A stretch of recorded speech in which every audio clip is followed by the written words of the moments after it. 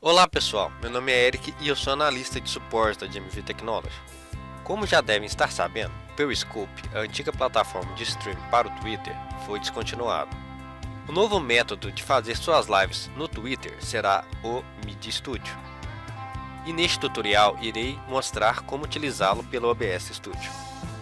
Antes de continuarmos, irei deixar aqui na descrição os links dos cursos gratuitos que a GMV Technology oferece, para você que não entende nada de streaming aprender tudo o que precisa. Então, vamos começar. O primeiro passo é abrirmos o OBS Studio. Em seguida, iremos em Configuração, iremos até o campo Transmissão e iremos selecionar a opção Twitter. Ao selecionarmos essa opção, primeiro iremos deixar no servidor referente à sua região.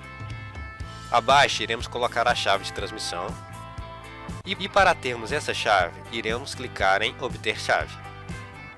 E em seguida iremos nos direcionar para a antiga página que era o Periscope. Com isso, iremos clicar em Media Studio.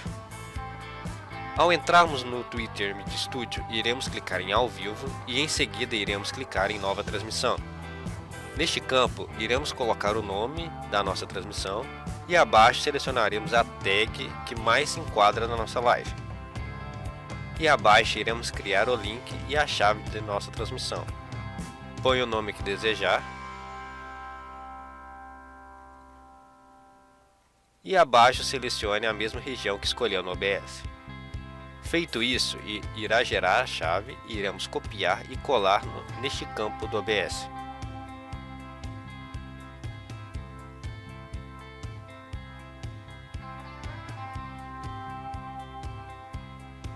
Feito esses passos, basta iniciar sua transmissão e observar no campo Todos lá no Twitter Media Studio.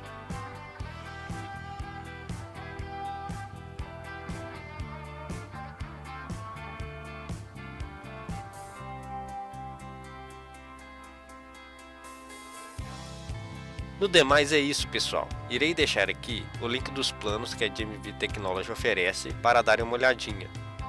E lembrar que caso tenham qualquer dúvida, nosso suporte funciona de 8 à meia-noite de segunda a sábado e domingos e feriados de 14 às 22 horas. Obrigado e até um próximo tutorial.